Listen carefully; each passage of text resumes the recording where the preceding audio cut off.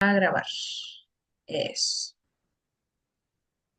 Bueno, primero que todo, darles la bienvenida a cada una y a cada uno que está hoy día conectado a esta hora. Yo soy Catherine Fuentes, soy psicóloga clínica del Centro Vínculo Seguro. Y bueno, nosotros pretendemos como centro abrir espacios de investigación y de divulgación porque creemos firmemente en la idea de que no solamente estos espacios de aprendizaje, ¿no es cierto?, se dan en espacios de expertos o expertas, ¿verdad?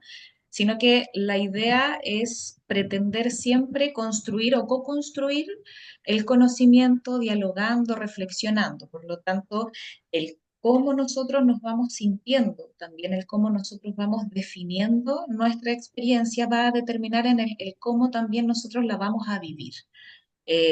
Por eso también entendemos que es súper importante partir también con este segundo seminario, con el tema de trauma complejo, que es una mirada desde la singularidad. Nosotros también entendemos firmemente que hay que partir también hablando de la singularidad, básicamente porque somos todos tremendamente distintos. Así que para aquello decidimos como centro que nuestro colega y socio también, psicólogo y perito, Andrés Aldunate, es quien va a exponer hoy día de trauma complejo, pero antes, nuestra colega también y socia y psicóloga del centro, Carolina Ortega, nos va a introducir con un par de casos de la vida real, los va a exponer y también nos va a dar algunas indicaciones sobre cuestiones de logística para este seminario. Así que muchas gracias también por conectarse y bienvenidos y bienvenidas. Estimada Carolina, le doy el pase. Gracias por el pase, colega. Bienvenidos y bienvenidas a todos y todas a este seminario, nuestro segundo seminario gratuito. Las indicaciones para este seminario es que los chats y micrófonos quedarán inhabilitados durante la presentación. Al final del seminario habrá un sorteo con dos cupos gratuitos para el próximo curso que se realizará en marzo, el cual es un curso de especialización en trauma complejo, va a ser de bajo costo, por supuesto y dirigido a profesionales de las ciencias de la salud y ciencias sociales, ya para que estén atentos a nuestras redes sociales que vamos a ir eh, subiendo cositas para el curso que vamos a impartir en marzo. Les recordamos obviamente quedarse hasta el final del seminario para poder optar por estos dos cupos, donde ya tenemos a partir del seminario anterior dos ganadoras ya, así que ahora van a haber dos ganadores más. Durante la presentación, en el chat irá apareciendo varias veces un link donde podrán completar los datos para el certificado. Ya lo voy a enviar varias veces para que vayan llenando con sus datos. Y una vez terminada la presentación del colega Andrés y el expositor, por supuesto, de este seminario, habrá un espacio de 15 a 30 minutos donde se abrirán los chats y los micrófonos para una ronda de preguntas. Sin más preámbulos, vamos a empezar el seminario. Bien. El primer caso es de Marcela, de 30 años, que ingresa a una consulta por presentar trastornos del sueño. Su consulta es espontánea y tiene por único foco el poder erradicar de su experiencia algunas pesadillas que noche tras noche le impiden un descanso suficiente. Al consultar por el contenido de sus pesadillas, refiere que aparecen imágenes y sensaciones asociadas a hechos que vivió durante su infancia entre los 5 y los 17 años. Describe situaciones confusas de transgresiones de su intimidad física, en las que el padre recurrentemente la invitaba a mirar pornografía, durante los primeros años solo en un rol pasivo, pero al ir creciendo aparecen conductas de autoestimulación en el padre, luego este la motiva a realizar también conductas de autoestimulación. Es tajante señalar que no tiene la experiencia de abuso, ya que nunca hubo violencia, malos tratos ni insultos. De hecho, reconoce a su padre como una figura relevante en su historia y desarrollo.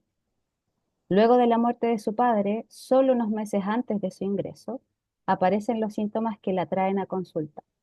Al pedirle referencias sobre sí misma, se aprecian claros estilos complacientes, encantadores, seductores y tendientes a instalarse siempre en sus relaciones como cuidadora y protectora del otro. Pese a estos buenos relatos, bastaba con mirar a Marcela algunos segundos para reconocer en cada acto una tremenda tensión, un sufrimiento sin nombre ni rostro, un dolor que no era visto, pero que la acompañaba en cada momento de su vida. Ese es el primer caso. Ahora vamos con el segundo. En el segundo caso, Daniel, de 20 años, inicia la sesión realizando un resumen de su vida. Es una persona muy amable, algo infantilizado, seductor y complaciente. En un relato algo desordenado, da cuenta del abandono de su padre, de la negligencia de su madre y de la violencia que padece de varias de las parejas de ella. Se reconoce a sí mismo como alguien resiliente, ya que es feliz pese a todo lo que tuvo que enfrentar. Al consultarle por sus motivos para consultar, comenta que ha estado cerca de 10 años en terapia con distintas terapeutas, que en todos los procesos ha logrado aprender algo de sí mismo, pero tiene la sensación de que existen pendientes por resolver. Al preguntarle entonces por sus expectativas, reconoce que le gustaría poder manejar sus impulsos de forma más asertiva. Si bien sabe que hay cuestiones propias de la edad, entiende que debe ajustarse a algunos ritos y acuerdos sociales para evitar tener nuevamente problemas. Al pedirle que narre sobre aquellos problemas, me cuenta en un relato escueto y simple que hace unos meses lo sorprendieron teniendo intimidad con su prima. Refiere que ambos se encontraron y simplemente hubo una atracción muy intensa entre ellos. Cuestiona inicialmente a su familia por la reacción. Luego de algunos minutos de silencio, antes de cerrar la sesión, me comenta que su prima cumplía 6 años el día en que tuvieron relaciones sexuales. Con esto termino la lectura de los casos y le doy el pase a Andrés para realizar el comienzo de este seminario. Maravilloso. Confirmar si se escucha bien el audio. Sí, todo perfecto. Bien. Sin pretender ser reiterativo, buenas tardes a todos y todas. Como equipo estamos tremendamente felices del interés y de la participación que estos dos seminarios que hemos hecho hasta ahora ha generado en distintas personas y en distintas profesiones. Confiamos en que vamos a ir sumando poco a poco y con harto esfuerzo y sobre todo con harto cariño a más gente y a más espacios de discusión y reflexión sobre estos temas. ¿Ya? La idea, queridas y queridos, voy a tratar de avanzar con cierta celeridad. Comprenderán todos y todas que pretender explicar reflexiones, conceptos y modelos comprensivos respecto del trauma complejo en una hora es un desafío tremendo que va a quedar por su naturaleza incompleto, ¿ya? No obstante, pretendemos poder revisar al menos algunos de los puntos centrales y más relevantes que instalan, e insisto en este punto, a lo menos una serie de dudas y reflexiones que nos permiten mirar este fenómeno desde un lugar distinto, ¿ya? Eh, ¿Por qué nuevamente en el primer seminario hicimos exactamente lo mismo? Partimos con casos, ¿no? Cuando describimos estos dos casos, que son casos que a mí me tocó atender entre los años 2021 y 2024 aproximadamente, aparece una suerte de estereotipia bien obvia, ¿no? Cuando uno mira el grueso de la información, en un primer momento tenemos a una víctima con muy baja conciencia de victimización, en tanto me imagino que a nadie le queda duda alguna de que esa mujer fue víctima de agresiones sexuales intrafamiliares regulares y recurrentes y gravosas por parte de su figura de cuidado.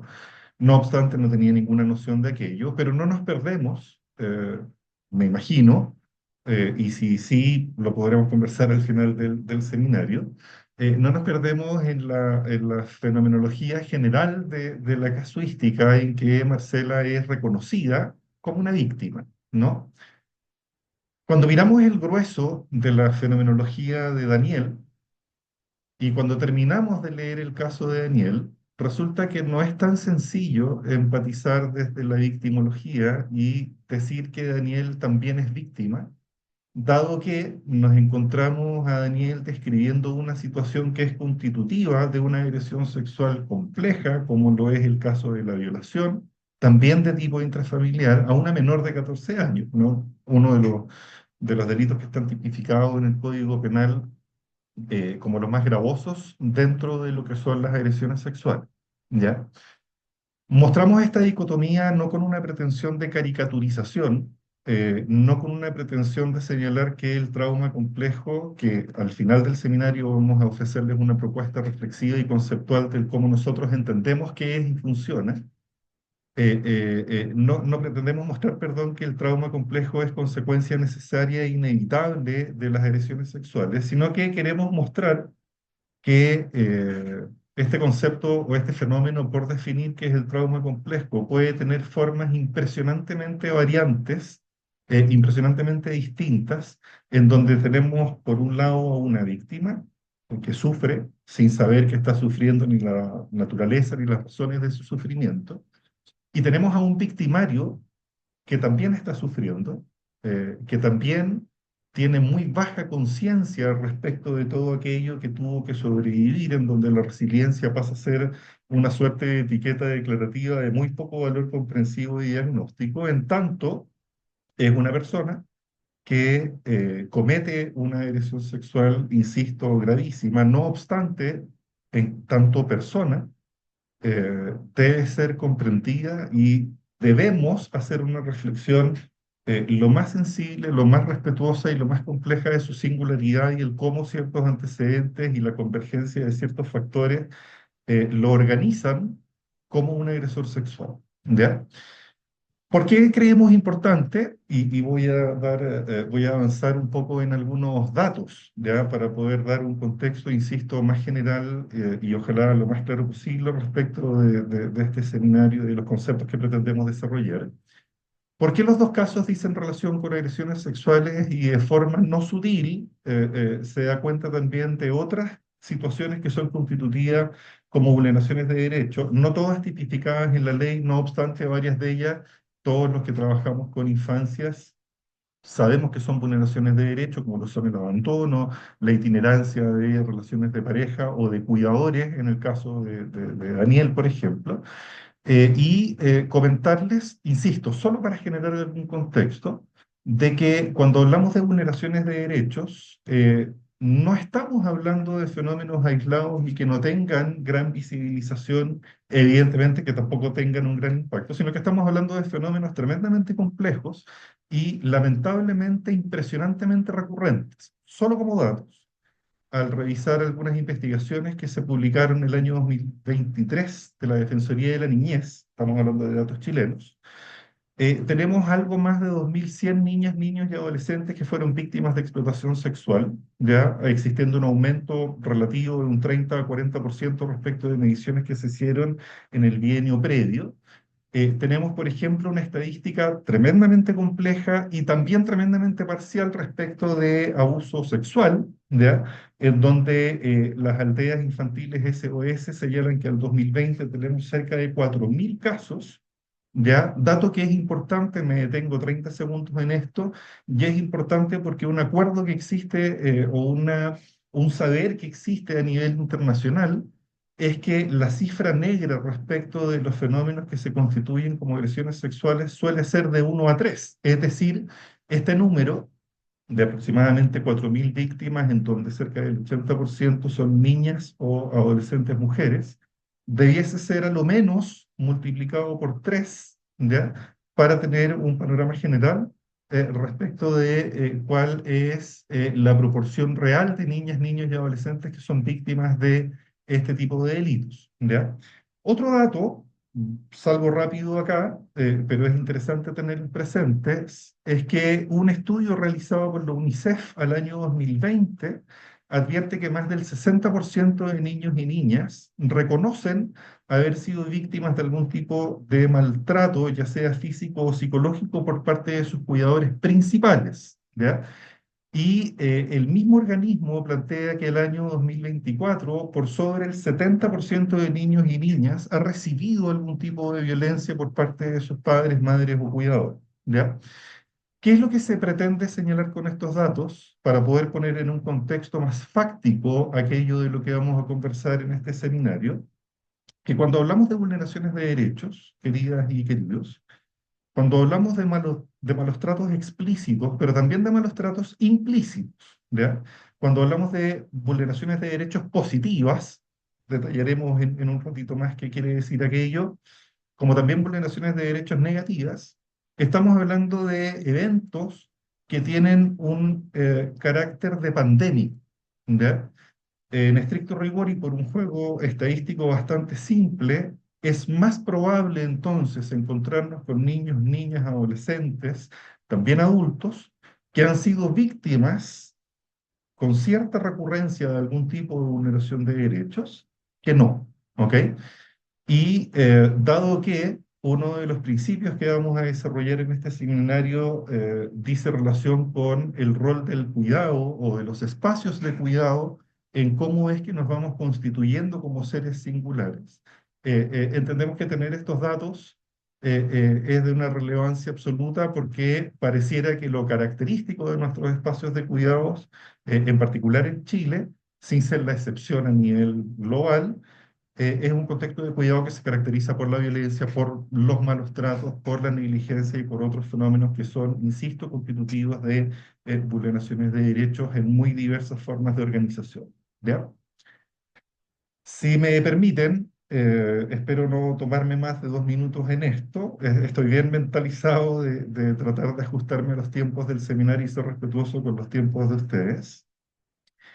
Es importante detenernos acá, más que leer las frases que aparecen ahí, a mi modo de ver, de puros genios, de personas, algunos científicos, otros biólogos, algunos físicos, algunos astrónomos, que nos han regalado en sus estudios y que nos permiten aproximarnos al concepto de singularidad que vamos a explicar a continuación. Quiero detenerme en una reflexión previa que creemos como centro, como profesionales de las ciencias de la salud y de las ciencias sociales, que es una reflexión tremendamente relevante, ¿no? El cómo nosotros nos detenemos a reflexionar respecto de una serie de fenómenos que forman parte de la realidad, y el cómo vamos tomando ciertas decisiones epistemológicas, ciertas decisiones teóricas, ciertas decisiones técnicas sentimos, pensamos, creemos que es de una relevancia absoluta, ¿ya? Eh, Pensamos que es de una relevancia absoluta porque el cómo nosotros, en nuestro rol profesional, en nuestro rol humano también, como profesionales, intervenimos en una serie de fenómenos, va a depender principal, y me atrevería a decir casi exclusivamente, del cómo conceptualizamos este fenómeno, ¿ok? Cuando yo desconozco el concepto de singularidad, que quiero advertir y reiterar, cuestión que voy a hacer a lo largo de todo el seminario, no es un concepto que haya nacido en las ciencias de la psicología, sino que nace principalmente en las ciencias físicas más duras. Cuando nosotros no conocemos este concepto, vamos a inferir, con cierto automatismo probablemente, que la experiencia humana tiende a ser una experiencia estandarizada, ¿no? Que cuando yo sufro y el otro sufre, nuestro sufrimiento tiene posiblemente más elementos en común que elementos discrepantes o particulares y únicos e irrepetibles, ¿no?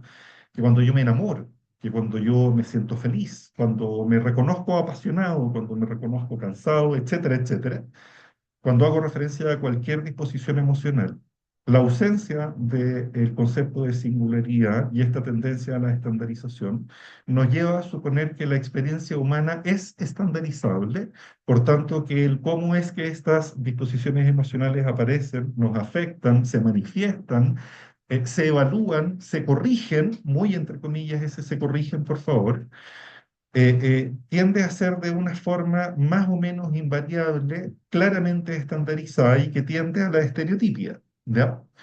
Ahora bien, aceptar el concepto de singularidad y pretender esta extrapolación de las ciencias físicas y complejas a la psicología es un desafío tremendo porque décadas de estudios y diseños de planes de intervención y programas de trabajo en psicología pierden toda sustancia en tanto la singularidad como concepto nos lleva a una idea, ¿no es cierto?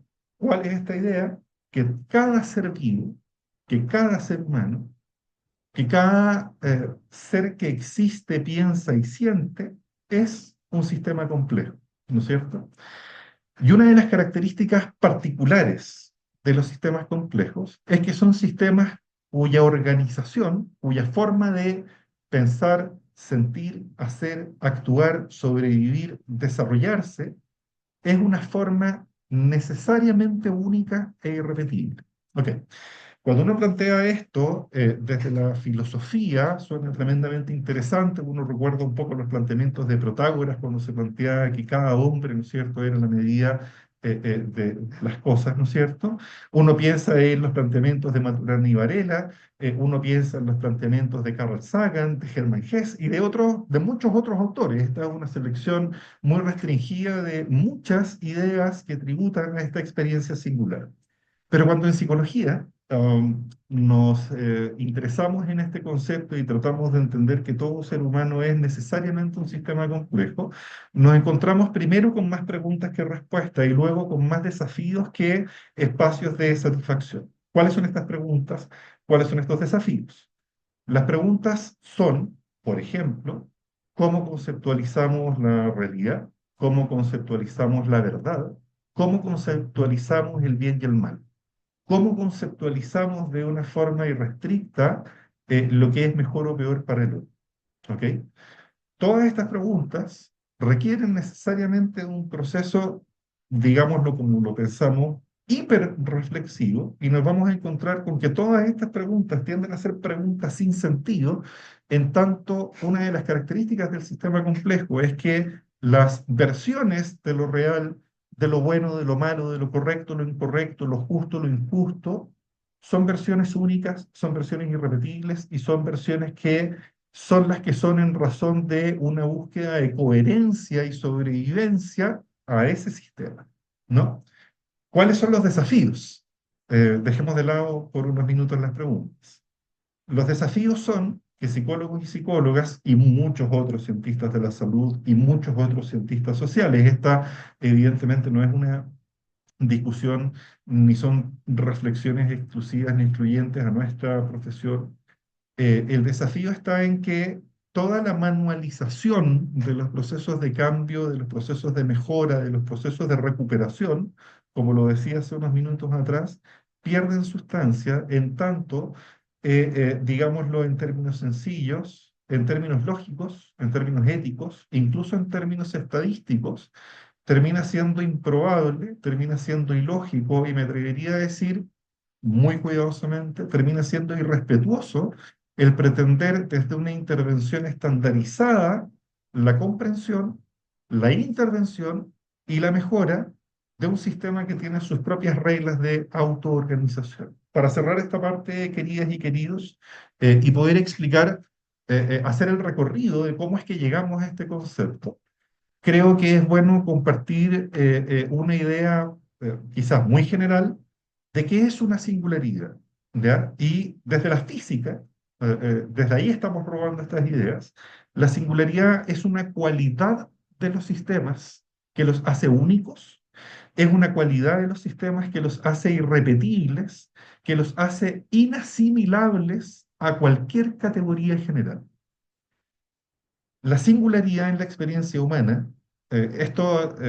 pido perdón, la idea es que estos seminarios sean simpáticos, pero en realidad cuando uno hace este punto se encuentra en un estrés tremendo, porque si reconocemos la idea de lo que la singularidad es o pretende ser, todos los diagnósticos que conocemos, que son categorías conceptuales, todos los manuales de intervención que conocemos, que son versiones externas y estandarizadas del cómo es que creemos que hay que reparar, corregir o mejorar a un otro, son diagnósticos y manualizaciones que carecen de todo sentido y de toda base en la evidencia, ¿no? Por tanto, hablar de singularidad es hablar de estar dispuestos a un recorrido tremendamente complejo, tremendamente estresante, pero también creemos tremendamente hermoso y apasionante, que nos permite mirar al otro en base a estas características que aparecen acá, ¿no? Ahora, debo advertir que estas características, dos de ellas tienen una misión más bien descriptiva, las otras una misión más bien comprensiva, no son las únicas características, no son las únicas máximas que nos permiten generar una reflexión basada en la evidencia respecto de lo que es una singularidad. ¿Ok? Si yo asimilo la idea de que los seres humanos, cada ser humano es una singularidad, tengo que aceptar la idea, no discutir con ella, sino que navegar con ella de que cada ser humano es un sistema único e irrepetible. ¿Ok?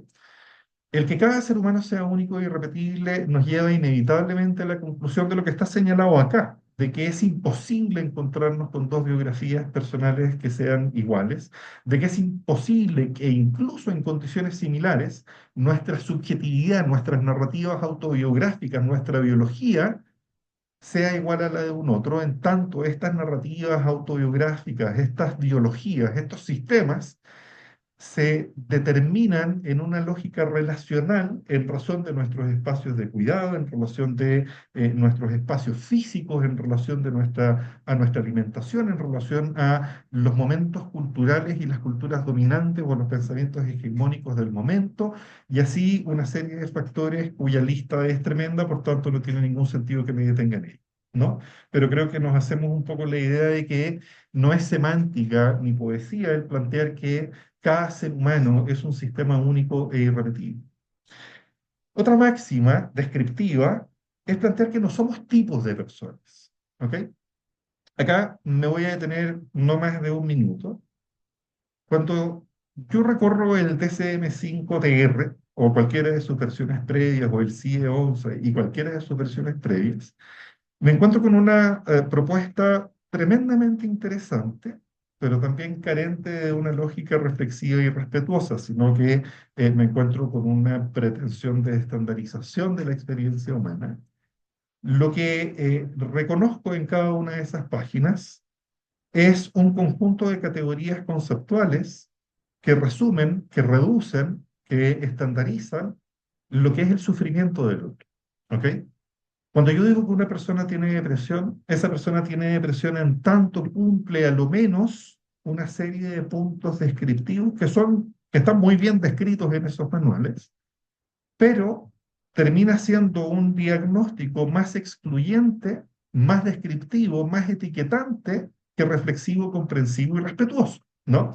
Ocurre también otra cuestión bien curiosa, que es que cuando yo mezclo todos estos listados posibles que existen solo en la depresión, llego a una conclusión bien perturbadora, que es que el factorial de cada uno de estos síntomas o signos o indicadores o descriptores me da como resultado que existen miles de tipos de depresiones posibles, variantes en intensidad, frecuencia, recurrencia, forma de organización, forma de manifestación.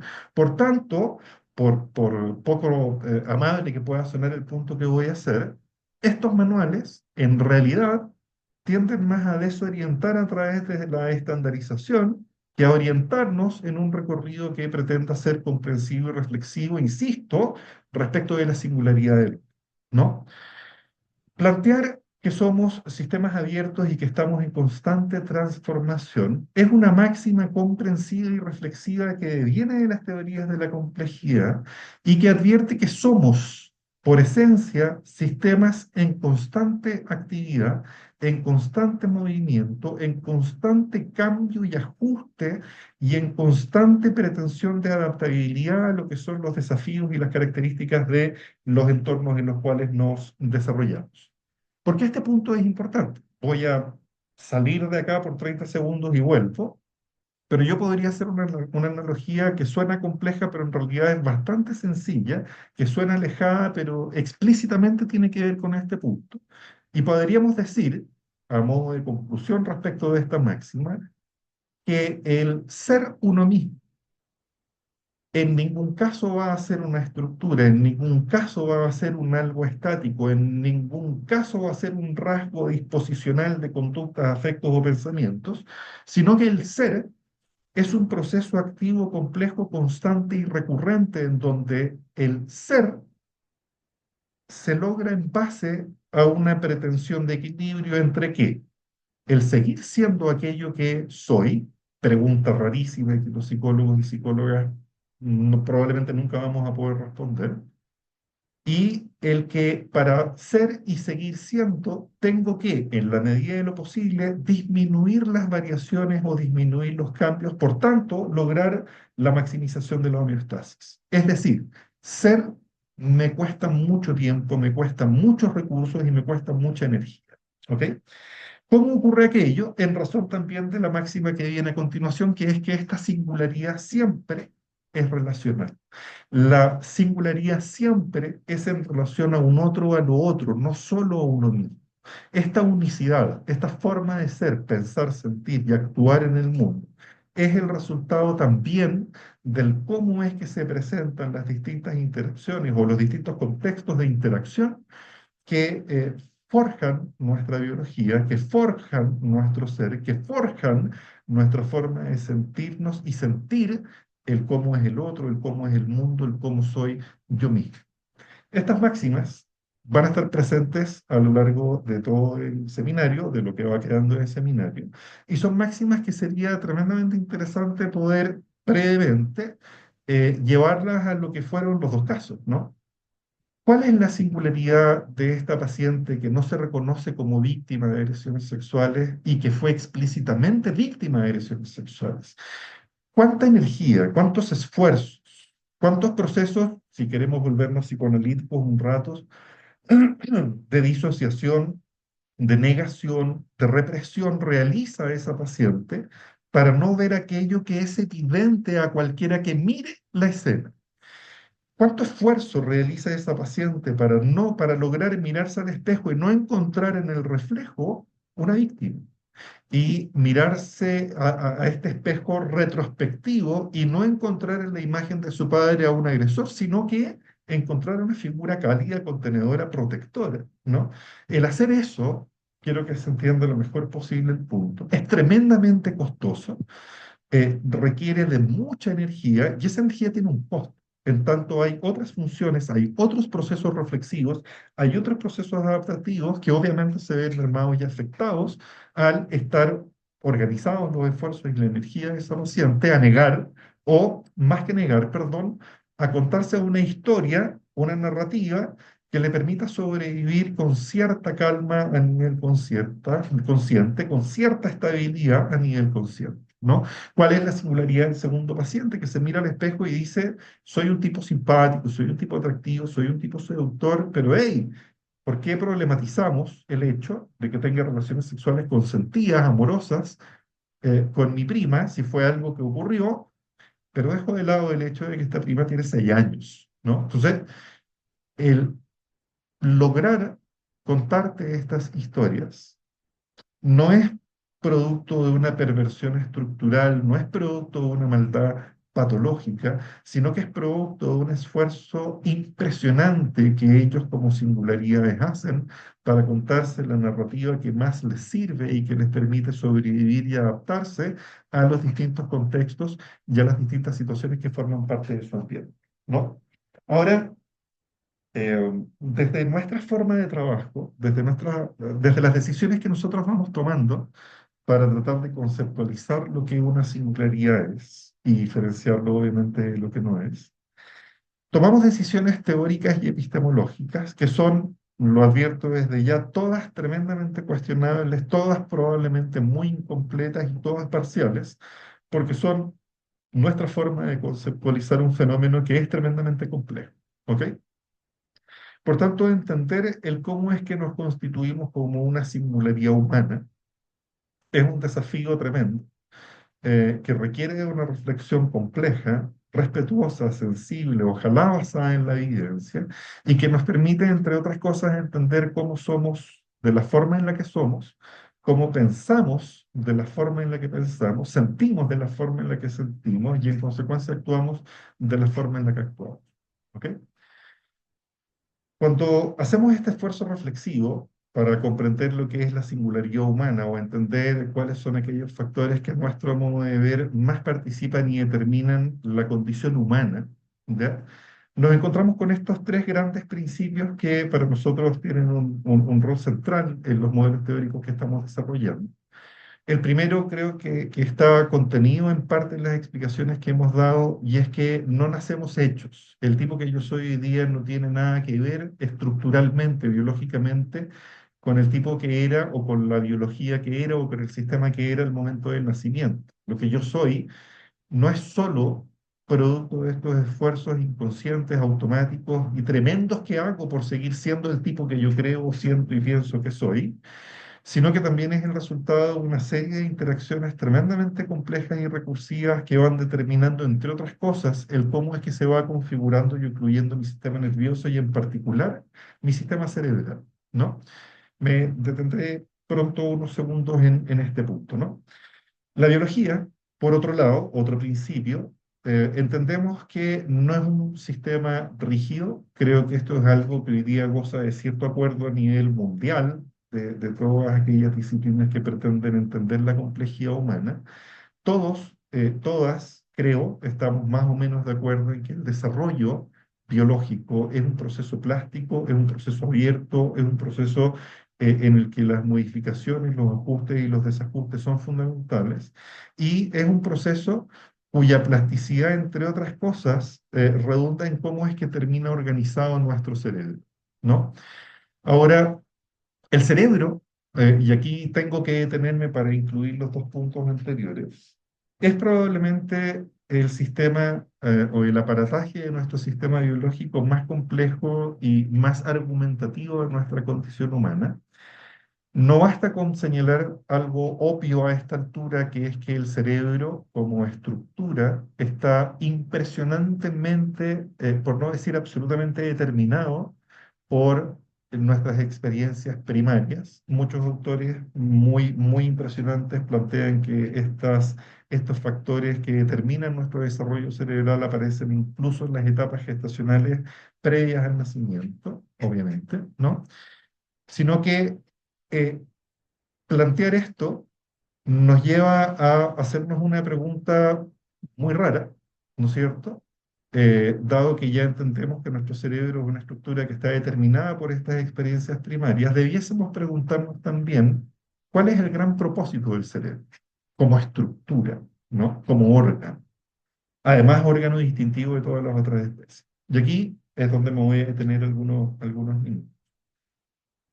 Probablemente la mejor, más completa y más compleja respuesta es que el cerebro es un órgano cuyo propósito principal tiene que ver con la predictibilidad.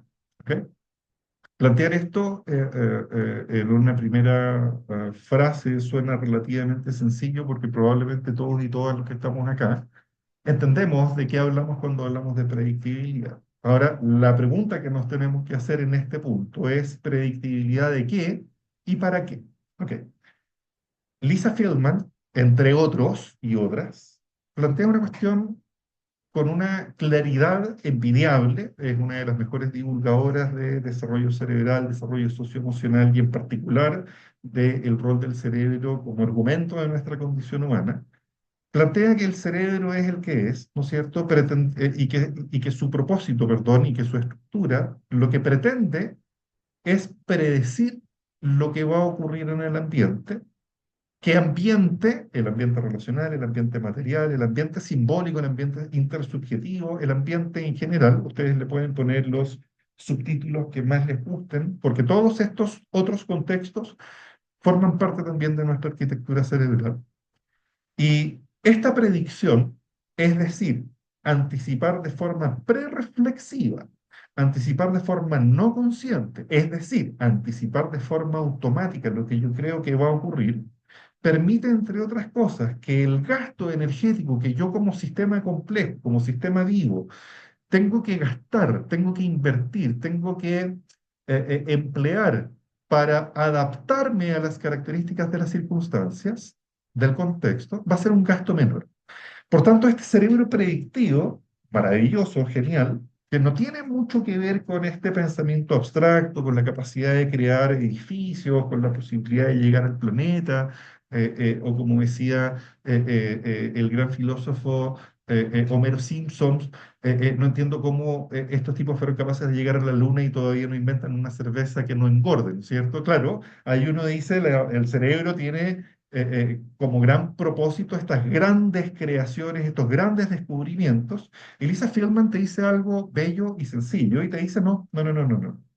El propósito del cerebro es predecir las variaciones de la contingencia, las características del ambiente, lo desafiante del entorno, y te dice que dicha predicción, entre otras cosas, logra que el gasto que yo invierto como sistema para adaptarme a las características del contexto va a ser un gasto menor. ¿Ok? ¿Por qué esto es importante? Porque si el ambiente es un ambiente de baja predictibilidad, por favor, imagínense en esta escena entonces, yo voy a estar constantemente mirando en 360 grados, en todas direcciones, olfateando, diferenciando colores, reconociendo sonidos, buscando textura, porque no tengo idea cómo enfrentarme a esta situación. Ok, esa escena de no saber qué hacer y no saber cómo reconocer aquello que está ocurriendo es probablemente una escena que desorganiza a cualquier ser humano, a cualquier sistema complejo, y lo voy a decir con el mejor de los chilenos que conozco. Esas características, esos contextos altamente impredecibles, terminan haciendo pedazos la estructura cerebral y terminan mermando, afectando, perturbando y fracturando el desarrollo cerebral potencial. ¿Ok? Entonces, un poco lo no dicho hasta ahora es que cuando hablamos de trauma complejo, estamos hablando también de un cerebro que se ha organizado de una forma en particular frente a un entorno que aparentemente no me ha permitido generar una regla de predictibilidad. Pero no me quiero adelantar porque vamos a llegar al concepto de trauma complejo. La idea no es partir desde ahí, pero obviamente aquí tenemos una pista tremenda, ¿no? Um, Otra de las decisiones, no sé cómo estamos con el tiempo, uf, me tengo que apurar. Perdón. Otra de las decisiones que hemos tomado en cuanto a posturas teóricas es que es imposible hablar de sistemas complejos humanos sin hablar de biología. Muchos de los puntos que están acá hoy día forman parte de mucha de la literatura de divulgación científica que pretende la comprensión del desarrollo humano, perdón, pero lamentablemente muchos de estos puntos suelen estar ausentes en aquellos textos de divulgación científica que pretenden la comprensión del sufrimiento y trauma. Ok, ¿cuáles son los datos? Para no extenderme más de lo necesario, porque me interesa mucho que lleguemos al concepto y me interesa aún más que lleguemos a las preguntas, ¿no? ¿Cuáles son estos datos que encontramos en la biología? Lo primero, dato que, insisto, probablemente es bastante conocido por todos y todas los que estamos acá, es que nuestro cerebro al momento del nacimiento es impresionantemente inmaduro. Impresionantemente inmaduro. Me atrevería a decir de forma coloquial y muy poco académica que es un cerebro en términos macro inútil, ¿no es cierto? Y es un cerebro en términos macro inútil porque ese cerebro y las funciones consecuentes de su desarrollo no pueden promover, tributar ni asegurar la sobrevivencia del ser que porta ese cerebro. Ese bebé, esa bebé, si queda solo, sola, muere, ¿no es cierto? Entonces, esta inmadurez, que en ningún caso ha de ser entendida como un defecto, que en ningún caso ha de ser entendida como una falla, ha sido descrita en la teoría como una característica única y singular en la especie humana respecto de todas las otras especies. En tanto, esta inmadurez tributa a un proceso de adaptación tremendamente complejo y de matices evolutivos en el que nuestro cerebro se va configurando, se va modelando, se va complejizando, va adquiriendo algunas funciones, ojo, también va descartando otras, en razón de las características del ambiente o los ambientes específicos en los que ese cerebro se tuvo que desarrollar.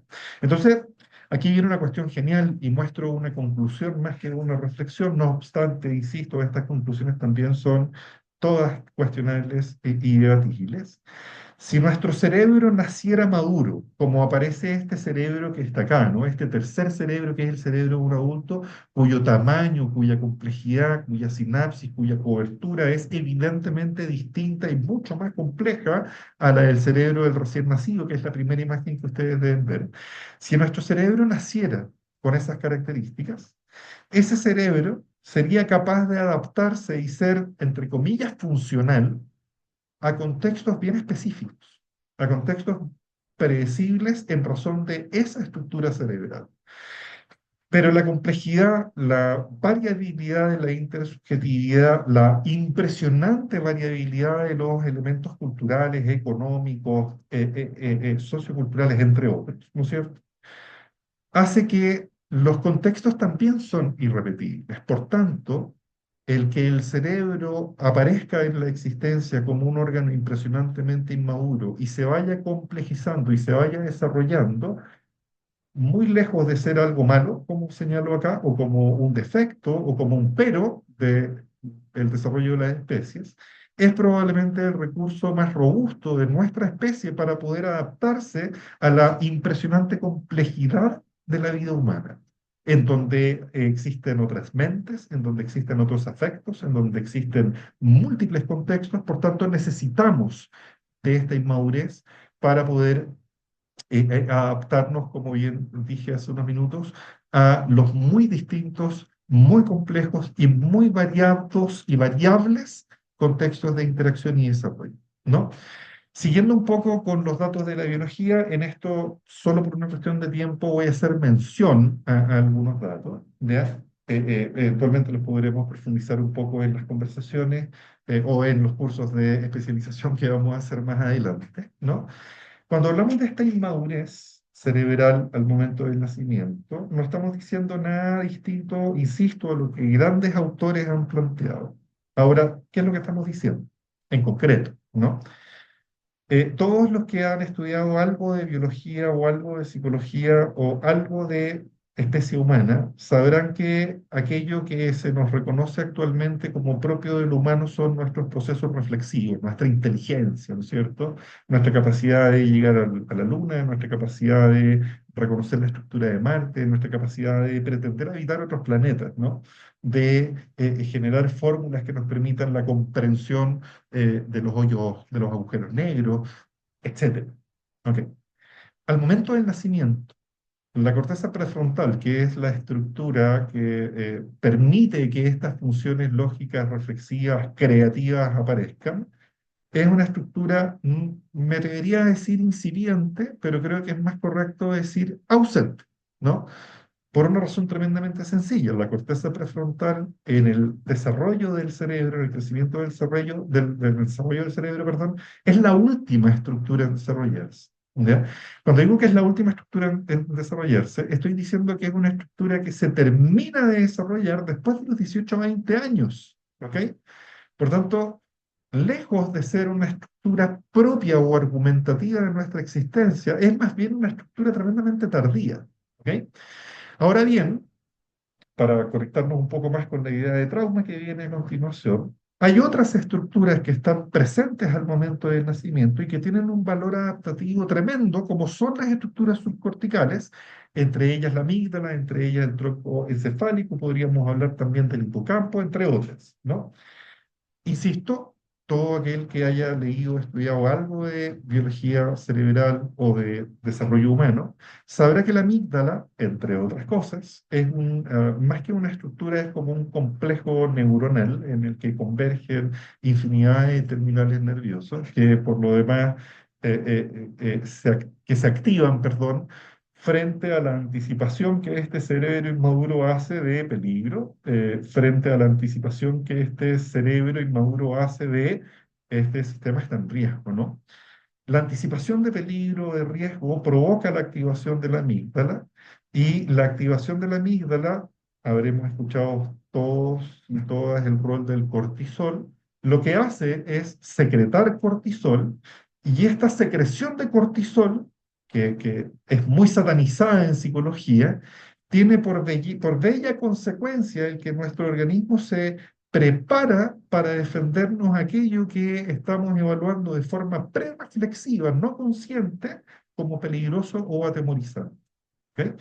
Y esto es hermoso, porque si lo miramos y nos detenemos 30 segundos en esto, nuestro cerebro no nace listo para responder a una ecuación matemática, física o lógica, pero sí nace con las estructuras necesarias para poder reconocer peligro, para poder reconocer para poder secretar cortisol y para poder generar disposiciones estructurales y vinculares, por sobre todo, que nos permitan sobrevivir a aquello que en esta actividad prereflexiva nos pone en riesgo, ¿no?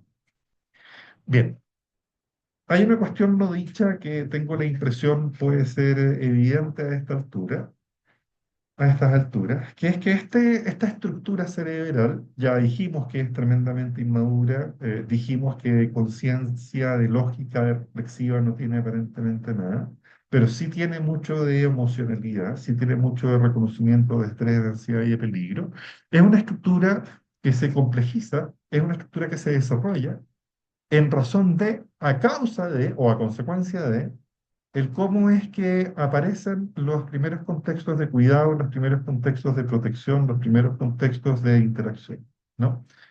Es imposible en nuestra reflexión teórica y en nuestra reflexión epistemológica hablar de desarrollo cerebral y no hablar de apego y no hablar de cuidado. Aquí voy a hacer simplemente mención a estos principios porque tengo la impresión de que estoy muy justo en el tiempo y quiero poder mostrar todo el recorrido para llegar al concepto de trauma complejo. Desde esta mirada entendemos que el apego tiene un rol epigenético, ¿no? Sí, es imposible solo hacer mención a esto y no dar ninguna explicación. Cuando hablamos de apego, queridos y queridas, no estamos hablando de cuántos besos, cuántos abrazos, no estamos hablando de cuánta calidez, no estamos hablando de cuánta lactancia, sino que estamos hablando de un proceso tremendamente complejo y que tiene elementos más bien fisiológicos, instintivos y propios de la especie que relacionales o propios del mundo adulto. Estamos hablando de un concepto, ¿no es cierto?, que le permite al ser vivo pretender, primero en base a la interacción con el otro y progresivamente en el tiempo de forma más autónoma, regular su propio estrés, su propio malestar, su sentido de amenaza, su sentido de vulnerabilidad. Cuando lo digo de esta forma, lo que estoy tratando de anticipar, que es algo que está señalado en una lámina que viene a continuación, es que el apego, como estrategia humana, como estrategia nativa del niño o niña, del bebé, la bebé, es un sistema tremendamente complejo y sofisticado que nos permite aprender a cómo regular nuestro estrés. Digamos algo tremendamente obvio, un bebé o una bebé no tiene ningún recurso, ninguna autonomía, ninguna posibilidad de regular su propio estrés. Por tanto, la estrategia que se va desarrollando a través del desarrollo para regular mi propio estrés es una estrategia que depende del cómo, cuánto, de qué forma, con cuánta sensibilidad, con cuánto respeto fuimos cuidados, criados, queridos y protegidos, ¿no? Por tanto, vamos a decir aquí a modo de conclusión algo bien tremendo, que es que el apego, el cuidado, es el contexto no solo en el que se desarrolla el cerebro, sino que el cuidado, el apego, es el contexto en el que se desarrolla el yo, se desarrolla el self, se desarrolla el sentido identitario, como también se desarrolla una forma única de pensar, sentir, de representarse al otro y de representarse al mundo, ¿no? El apego entonces lo señalamos como uno de los argumentos de la singularidad, ¿no? Aquí hay algunas ideas que ya fueron comentadas, por tanto me voy a detener solo en algunos de los puntos, cosa, insisto, y perdón, pero era bien predecible que me iba a costar ajustarme el tiempo. Eh, eh, Porque me interesa llegar al concepto de trauma, todos estamos acá por eso. Cuando nosotros hablamos de apego, lo que tenemos que aprender a mirar, compañeros y compañeras, no tiene que ver con el conjunto de estrategias que despliega el niño o niña, sino que tenemos que aprender a mirar con una sensibilidad, con un respeto irrestricto, el conjunto de estrategias de cuidado que son desplegadas, perdón la redundancia, por el sistema de cuidado. ¿De qué hablamos cuando hablamos de estrategias de cuidado?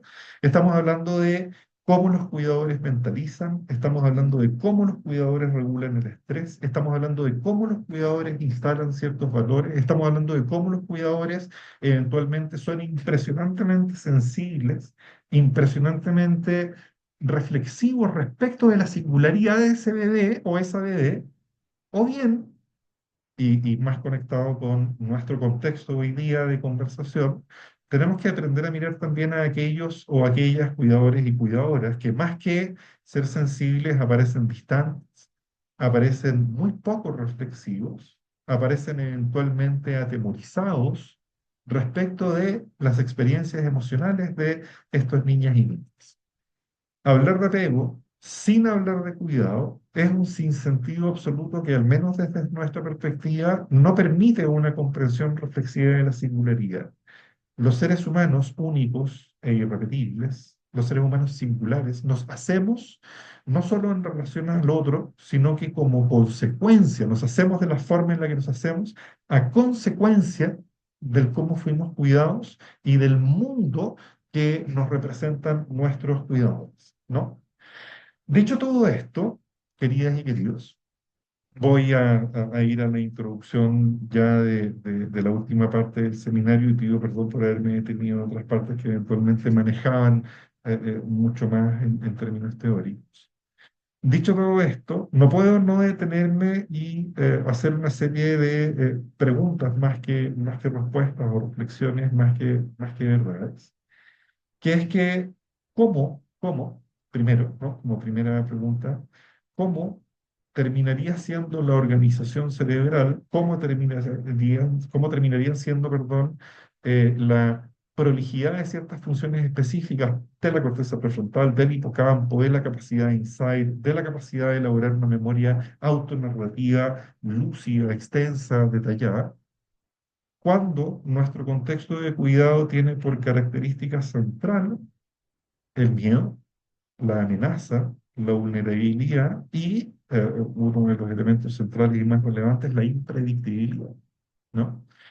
Ahora bien, claro, cuando nosotros leemos teorías del desarrollo desde perspectivas más bien hegemónicas y tengo la impresión poco basadas en la evidencia, pero solo una impresión personal, se nos muestra el desarrollo como una suerte de recorrido pretrazado en que niños, niñas, luego adolescentes, luego adultos jóvenes, luego van cumpliendo con ciertos checklists, ¿no? Aprendió a hacer esto, aprendió a hacer esto otro, se aprendió a regular, aprendió a hablar de sus emociones, aprendió a gestionar sus emociones, etcétera, etcétera. Y todo eso está muy bien, ¿no? Es muy bonito, de hecho, pero todo eso depende no de nuestra condición de especie, sino que depende de nuestra singularidad como especie y cómo esa especie singular se enfrenta a contextos específicos, ¿no es cierto?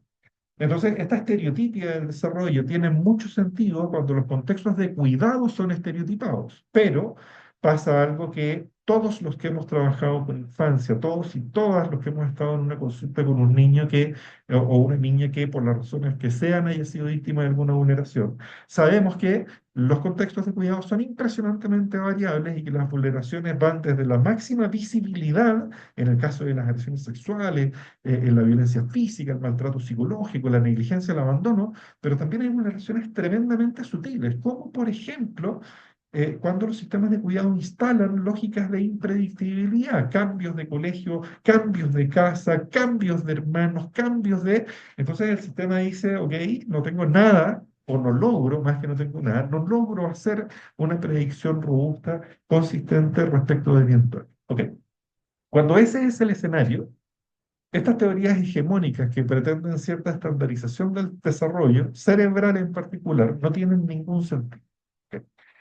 Hecho este punto, la pregunta que nosotros nos hacemos es ¿cuánto sentido tiene pensar que el concepto, el fenómeno del trauma, dice relación con el evento que está asociado al trauma como causa? ¿No? Me explico en términos tremendamente sencillos y necesito dar contexto a esta reflexión. Usualmente en psicología y en otras ciencias de la salud y en otras ciencias sociales, cuando hablamos de trauma, hablamos de una condición consecuente, coherente, consistente a una serie de hechos. Ok, esto que yo digo en abstracto y voy a mencionar solo una para no extenderme tanto, pero tiene una serie de consecuencias brutales, brutales, espantosas, me atrevería a decir. Como por ejemplo, el que cuando tú te encuentras con una víctima de agresión sexual, tienes que encontrar los síntomas, la fenomenología la estandarización que la teoría te dice que esa víctima de abuso sexual tiene que presentar por el hecho de haber sido víctima de abuso sexual. Entonces, caemos en un diagnóstico que es más bien, en un punto filosófico, una tautología absurda, ¿no? El hecho ocurre, el síntoma está presente y el síntoma está presente dado que el hecho ocurre y nos olvidamos de que ese hecho y ese síntoma existen en una singularidad.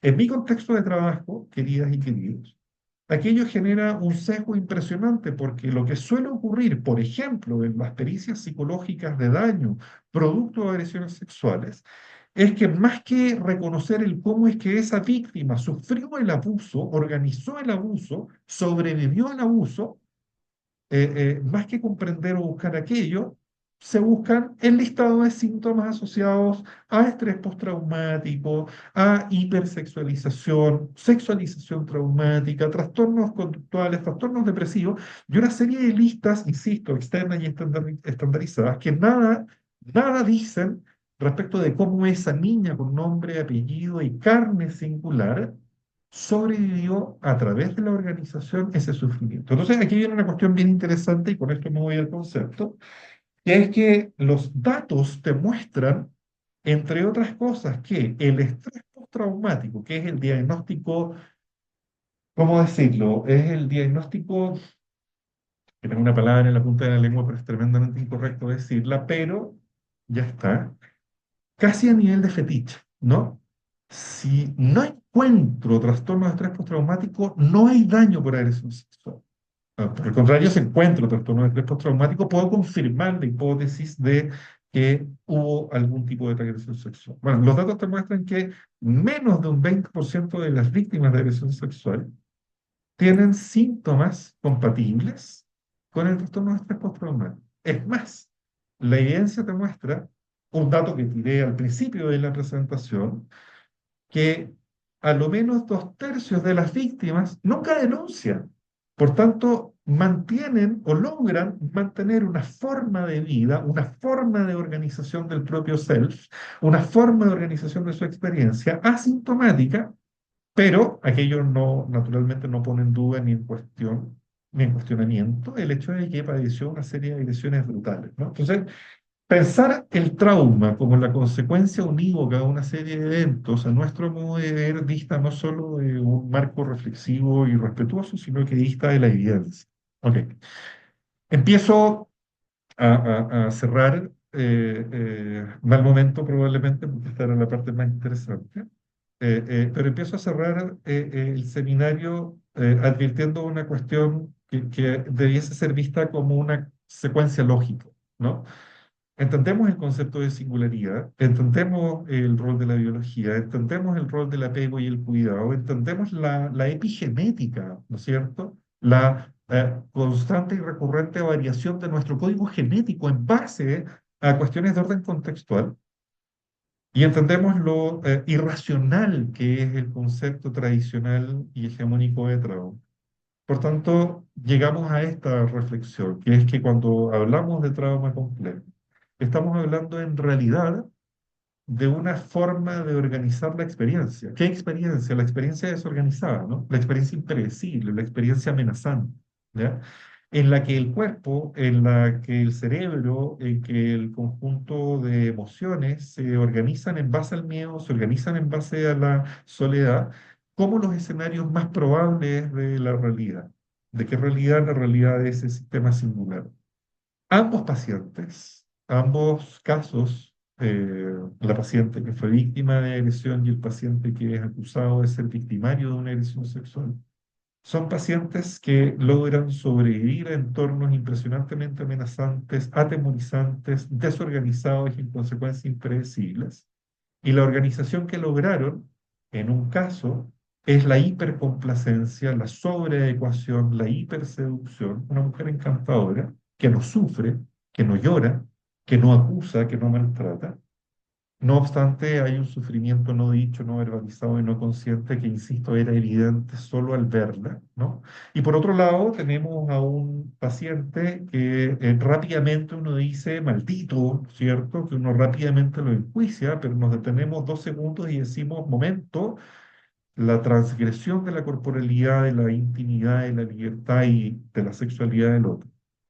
Es una estrategia que le ha permitido sobrevivir, que le ha permitido adaptarse a una historia evolutiva, a una historia de desarrollo impresionantemente amenazante, impresionantemente atemorizante e impresionantemente desorganizada. A nuestro modo de ver, ambos pacientes presentan un trauma complejo. A nuestro modo de ver, ambos pacientes organizan estrategias predictivas en las que se asume de forma prereflexiva que el mundo físico, cultural, ideológico, humano es un mundo peligroso, atemorizante, que me pone constantemente en riesgo y que no tengo con quién contener ni regular dicho riesgo, no tengo con quién resolver dicha ansiedad. Por tanto, tengo estrategias de seducción, pero tengo también estrategias de transgresión. Puedo ser, muy entre comillas, por favor, puedo tomar el mazo más grande, ¿no? Para enfrentar esta realidad atemorizante y bueno, es el mejor recurso que puedo encontrar. Evidentemente no es el mejor visto desde afuera, pero es el recurso que a ese sujeto, a esa singularidad le ha permitido sobrevivir, ¿no? Para cerrar, queridas y queridos, creo que es importante darnos espacio para preguntas si es que las hay, ¿no es cierto? Cuando hacemos esta reflexión conceptual, esta propuesta conceptual de lo que el trauma complejo es y no es, establecemos que el trauma complejo naturalmente no es un diagnóstico, no es una patología, es una estrategia. El trauma complejo es la organización de la desorganización, es la organización del caos, es la forma de enfrentar una impredictibilidad que biológicamente es incompatible con la vida. El trauma complejo es una forma de sentir el mundo como un mundo peligroso, como un mundo en que dicho peligro se enfrenta en soledad y como un mundo en el que constantemente me siento en riesgo. El trauma complejo, para ir cerrando, compañeras y compañeros, es una organización del cerebro, es una organización de la experiencia en la que hay consecuencias impresionantes a nivel biológico, a nivel subjetivo, a nivel relacional, a nivel emocional, a nivel comportamental. Cuando nosotros nos encontramos con trauma complejo, nos encontramos con estructuras cerebrales cuya corteza prefrontal está muy deteriorada, tiene un 30 o un 40% menos de desarrollo y complejización que un cerebro sin, entre comillas, trauma complejo. Estamos hablando de un cerebro cuya amígdala es de 2 a 3 veces más grande que la amígdala de un cerebro, entre comillas, sin trauma complejo. Estamos hablando de un cerebro cuya masa pesa entre un 20 y un 30% menos de un cerebro, entre comillas, sin trauma complejo. Estamos hablando de, cuando hablamos de trauma complejo, de una identidad disociada, fragmentada, fracturada, en donde el mundo, insisto, es sentido, anticipado de forma prereflexiva como un mundo peligroso. ¿Ya? En donde se altera la percepción del tiempo, se altera la percepción de la disponibilidad de los otros, se altera la percepción del placer, del propio cuerpo, de la realidad. Por lo general, queridas y queridos, el trauma complejo, que es un concepto en desarrollo, ¿no? Es una reflexión que todavía está en camino y que sin duda falta muchísimo todavía por investigar, pretendemos contribuir en algo en eso. Es un concepto que a nuestro modo de ver explica de forma mucho más respetuosa el sufrimiento humano de aquellos que hoy día, siendo adultos, no solo mirando la infancia, que hoy día siendo adultos son conscientes de su sufrimiento, pero también aquellos adultos que sin ser conscientes de ese sufrimiento provocan el sufrimiento de él. En esta lógica, víctimas y victimarios son dicotomías que se difuminan, en tanto víctimas y victimarios, casi por una cuestión estadística, tienen como antecedente una historia vincular y de cuidado tremendamente desorganizada, tremendamente violenta y que ha puesto en riesgo la posibilidad de sobrevivencia y adaptación de esa singularidad, ¿no? Eh, Pido perdón porque me extendí 15 minutos más de lo que esperaba, pero espero que se haya entendido por sobre todo el recorrido que nos permite llegar al concepto, más que el concepto mismo, ¿no? Que se haya entendido la visión de la singularidad y cómo es que el trauma complejo es una propuesta comprensiva y no un diagnóstico etiquetante y externalizante de la experiencia humana. ¿Sí? Eso por mi parte, queridos y queridas. Muchas gracias, Andrés. Muchas gracias también a todos y a todas por estar conectadas y conectados. Vamos a dar paso a las preguntas en el chat. No sé si, bueno, lo van a habilitar ahora. Si quieren o levantar la manito, de repente también puede ser. Diego Sepúlveda tiene la mano levantada. ¿Me escuchan? Sí, se escucha. Sí, bueno, en base a lo que estaba hablando recién Andrés, me surgió la duda de cómo se puede equilibrar la necesidad de una educación estructurada con la flexibilidad necesaria para atender las particularidades de estudiantes con estos traumas. Mm. Diego, gracias por tu pregunta. Yo me imagino que Diego quiere que esto termine a eso de las 10 u 11 de la noche, ¿no? Porque, Diego, tu pregunta la voy a responder de forma muy sencilla. Espero que se entienda que no pretendo caer en caricaturas.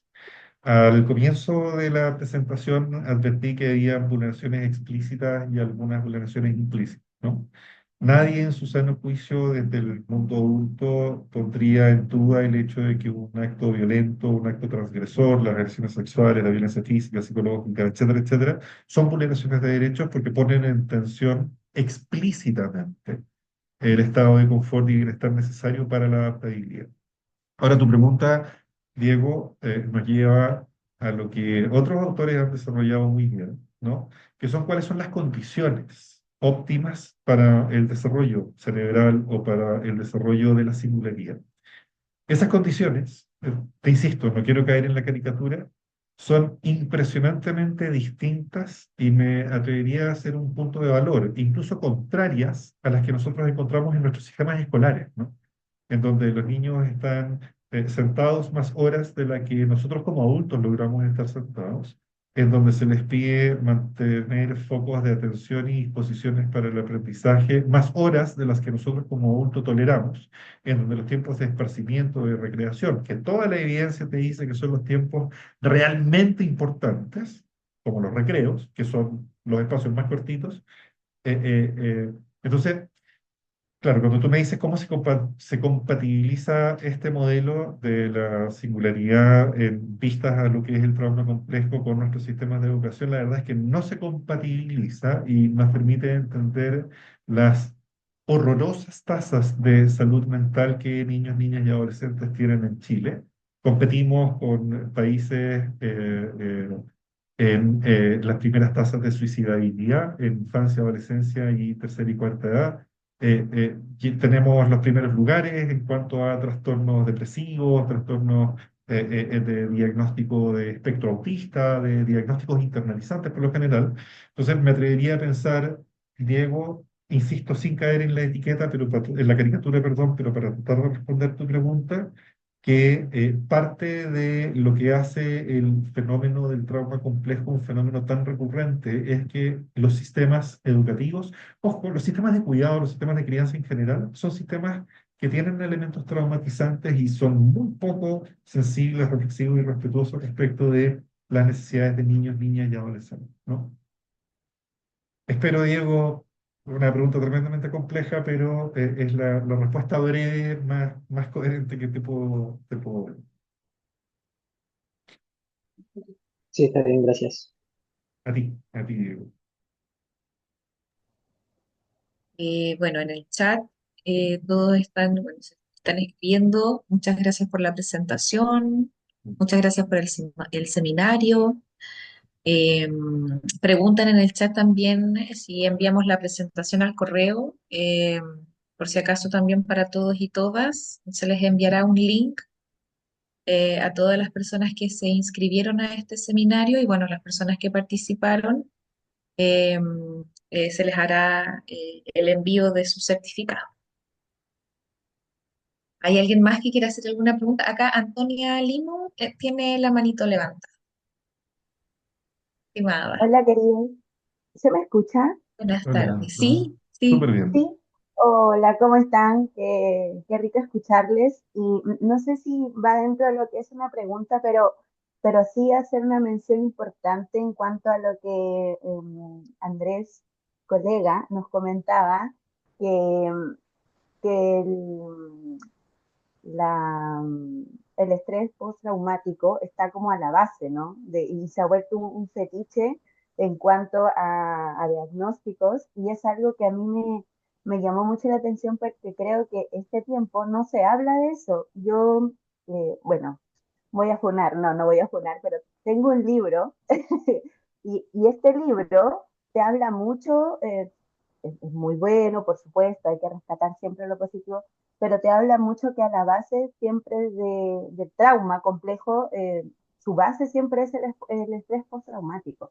Y eso a mí me dejó igual impresionada el día de hoy porque era algo que no pensé que lo iban a comentar y que se iba a dar el día de hoy y me voy como inflada, como en el pechito inflado de que no podemos quizás abordar igual el trastorno de estrés postraumático como se ha hecho también el tema de la resiliencia, por ejemplo, ¿no? Entonces, como tú sobreviviste a todo esto, no, wow, hay un aplauso, pero no nos estamos enfocando en la singularidad de la persona, lo que hay, qué le permitió sobrevivir a aquello, cómo lo hizo, por qué lo hizo, la energía que se gasta, lo que todo eso conlleva, todo lo que puede estar presentando, qué pasa con una amígdala, no sé, que está sobreactivada, qué sucede con un cíngulo, qué sucede con la memoria. Y eso a mí me llamó mucho la atención y lo agradezco, profe, porque eh, no sé si había sido muy consciente de la mención que hiciste el día de hoy y voy con el pecho inflado y tranquilo. Eso quería comentarlo, profe. Gracias, Anto. Colega, qué rico saber que ya están listos todos tus procesos de titulación. Anto, todos y todas, obviamente, no hay una pregunta explícita en tu comentario, pero creo que es fundamental, sobre todo desde el concepto de singularidad, entender que pretender que el sufrimiento ocurra de una forma estandarizada eh, tiene que ver más con el sesgo del observador que con la realidad del sufrimiento del otro singular que está sufriendo, ¿no? El problema del estrés traumático respecto de lo que es el trauma complejo son dos. Primero, que el estrés postraumático tiene una forma de manifestación estándar que no siempre, de hecho, en menos del 20% de los casos aparece, ¿no? Tú puedes tener una persona encantadora, seductora, hipercomplaciente, con una sonrisa un poco forzada, sin duda, pero en la que no aparece ni un ápice de los signos y síntomas que están presentes en los manuales. Y es una persona que está sufriendo. Por tanto, el cómo sufrimos es tremendamente relevante. Entonces, eso por un lado, ¿no? No es real el hecho de que los síntomas, que la forma de sufrir sea estándar, ¿ya? Y por otro lado, Anto, creo que es súper relevante rescatar un punto que está contenido en tu reflexión, que el estrés postraumático, a diferencia del trauma complejo, se organiza en base a hechos pasados. Cuando yo tengo un paciente con trauma complejo, como lamentablemente por una cuestión de nuestro contexto de trabajo en vínculo seguro, un paciente con trauma complejo no es un paciente que está rememorando temores, es un paciente atemorizado. Es un paciente en que lo traumático forma parte de lo contingente. Es un paciente que, entre otras cosas, te teme a ti porque tú eres un ser impredecible. Es un paciente que le teme al otro porque el otro es un ser impredecible. Por tanto, no estamos hablando de un sufrimiento pasado, sino que estamos hablando de una forma, ojo, adaptativa. Si eso es lo curioso de esta definición, o creo que, ¿no? Es una forma adaptativa de leer, de interpretar, de organizar una realidad que es, no fue, es atemorizante. Entonces, hay una discrepancia epistemológica con el trastorno de estrés postraumático que presume que los hechos traumáticos ocurren en el pasado. Nuestra impresión es que lo traumático organiza la forma de vivir aquí y ahora, ¿no? Eso, Anto querida. Felicidades por nuestro título de colegas, ¿no? Gracias, profe, muchas gracias. Le doy pase a mi compañera, parece que está. Sí, Hay Constanza, una muchas gracias, Marito. Antonia. Constanza Aranda tiene la mano levantada y luego viene también Diego que tiene otra pregunta. ¿Se escucha? Sí, se escucha. Sí, súper Súper. bien. Primero que todo, saludarlos. Estoy súper contenta de escucharlos de nuevo en estas instancias de aprendizaje. Y quería hacer solo una observación, o sea, no una observación, sino que una reflexión. Estaba pensando un poco, bueno, en las muchas clases que tuvimos en la universidad, y hay algo que a mí me quedó bien presente y que ahora se reafirma y también un poco con lo que estaba diciendo recién Andrés, es que realmente el trauma complejo es estructurante y no algo circunstancial que ocurrió y que claro, y como lo decías tú Andrés, que está recordando y que de repente se acuerda, ¿no? Sino que es algo que está ahí, que lo vive, que lo siente. Y finalmente, ¿cómo enfrentamos eso cuando estamos con el consultante, con el paciente? Porque a nosotros en nuestra formación nos enseñan a tomar el DCM, el CIE-11 y solamente categorizar síntomas y decirle a la persona, tú tienes esto. Pero cuando empezamos a mirar desde esta perspectiva, desde una forma mucho más comprensiva, reflexiva, incluso en casos de victimarios, eh, esto es como, es reformularse, no diría que la carrera, pero sí los fundamentos sobre los cuales voy a mirar a la persona a la que tengo al frente. Entonces, eso, se lo agradezco mucho porque de verdad que estas instancias son muy enriquecedoras. Gracias, Connie, querida, por el punto. Creo que se señaló al principio del seminario, Connie, que correr el riesgo de pretender elaborar nuevas reflexiones sobre conceptos que ya están definidos, si bien es tremendamente apasionante, también es tremendamente estresante, porque los procesos de intervención debiesen ser coherentes y consecuentes a las definiciones. Luego, estas definiciones dejan en un sinsentido absoluto los manuales de intervención estandarizados, ¿no? Así que yo creo que el desafío es más bien reflexionar de forma conjunta qué es lo que un otro u otra requiere para experimentar relaciones sensibles y seguras. Está dicho en filosofía, nada daña más a un ser humano que otro ser humano, pero desde la misma filosofía se plantea que es con otro ser humano que dicho daño se puede reparar. Tanto la psicoterapia, a nuestro modo de ver y pensar y sentir, es un espacio en el que lo robusto, lo fundamental, es la interacción humana, no técnica, no teórica, humana, ¿no? Sin duda eso es tema que permite otros varios seminarios, Tony, así que solo te agradezco el punto y ratifico que estoy súper de acuerdo con lo que estás planteando, ¿no? En cuanto a las debilidades quizás de pregrado y de la formación en general, ¿no? Súper. Bueno, y tenemos una última pregunta. Ajá, ok. Eh, Diego dice, ¿qué impacto tiene el trauma complejo en la construcción de la identidad y el sentido de agencia en los estudiantes? Ujú. Diego no quiere hacer preguntas. Digo quiere incomodar. Eh, te lo voy a responder de forma muy sencilla y muy insuficiente, Diego. Cuando uno pretende comprender el impacto del trauma en el self, te tengo que cambiar el orden de los factores. El self se organiza en base a lo traumático, ¿no es cierto? Cuando yo pienso en mí mismo, pienso en una serie de eventos, historias, sueños, proyectos, afectos, deseos, etcétera, etcétera. ¿No es cierto? Creo que soy una persona no organizada desde el trauma complejo. Creo, ¿no?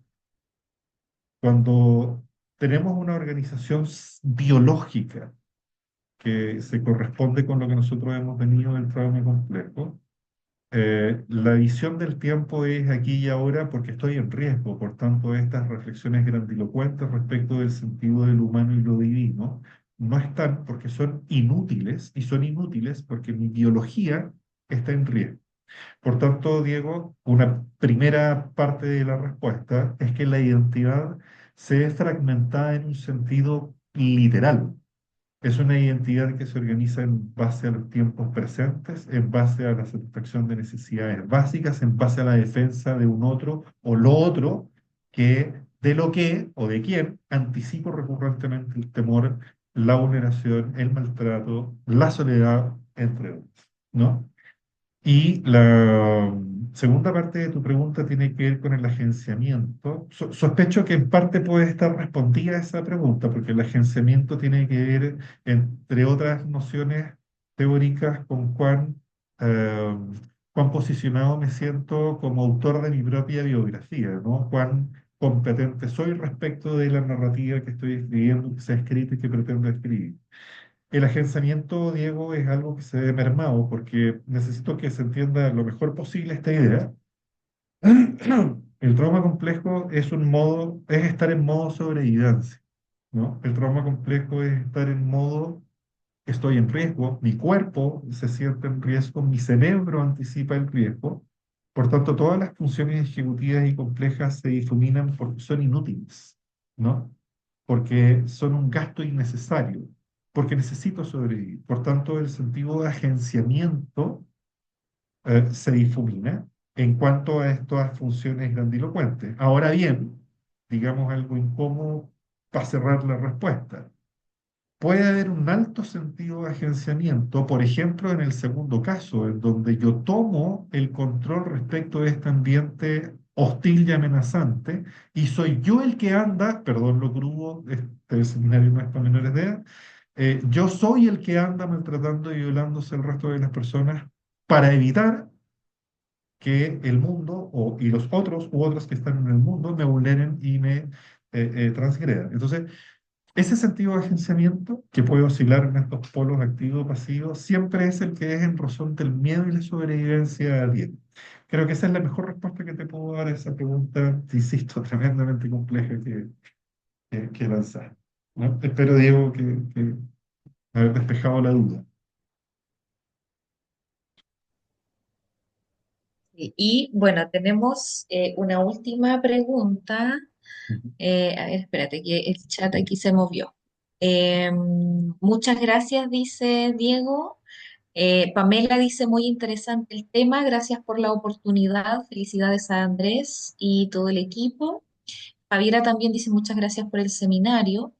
Manuel dice, mis felicitaciones por la presentación y gracias por permitir aumentar el conocimiento. Abrazos. Y tenemos a la última persona que quiere hacer una pregunta. Levantó la mano ahí, Carolina Segura. Y luego pasamos al sorteo Al sorteo, sí, de para los dos ser cupos, respetuoso con los tiempos de para, todos y todas. claro, para ser respetuosos justamente. Así que Carolina, le doy el pase ahí. Hola, no sé si se escucha bien. Muy bien. Sí, ya, bacán. Bueno, saludarlos a todos. Y más que nada, más que una pregunta, es como hacer como una acotación en base a mucho lo que ustedes también estuvieron hablando en este momento.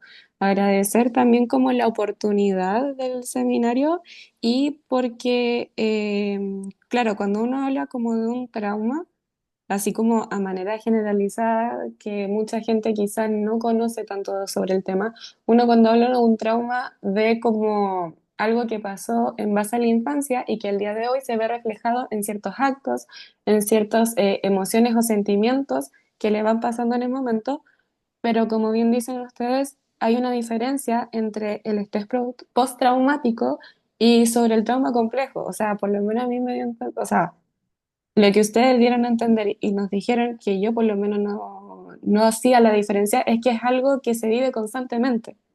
Ujú. Entonces, eh, aclarar eso yo creo que es súper importante porque como digo, hacer esa diferencia que es súper importante para poder llegar a entender y empatizar con ya sea con la otra persona o el paciente, de que no es algo que sea como un diagnóstico estandarizado, como dijeron, sino que es realmente entender a la otra persona lo que realmente está sintiendo. Así que por lo Efectivamente. menos agradezco eso porque me quedó súper claro y es algo, como digo, que no se habla en todas partes. Y es súper importante también. Súper. Muchas gracias, Carolina, por tu reflexión. Lo dijiste perfecto, así que creo que no tiene sentido que te parafrasee. Lo entendiste y lo expresaste incluso mejor que yo. Así que felicidades por ello. Gracias. Y voy a leer aquí las últimas cositas del chat para que pase Carolina a hacer el sorteo. Maru dice, muchas gracias a todos, muy interesante. Alan dice, muy interesante y nutritivo seminario, muchas gracias. Listo, Carolina, vaya nomás. Súper, entiendo que tengo que dejar de compartir, ¿no? Sí, Ahí creo, sí. sí. Mira, Ajá, gente, tengo que dejar de compartir y Bien, se voy a escucha, dejar ¿verdad? la grabación también, ¿sí? Ok. ok. ¿Se me escucha?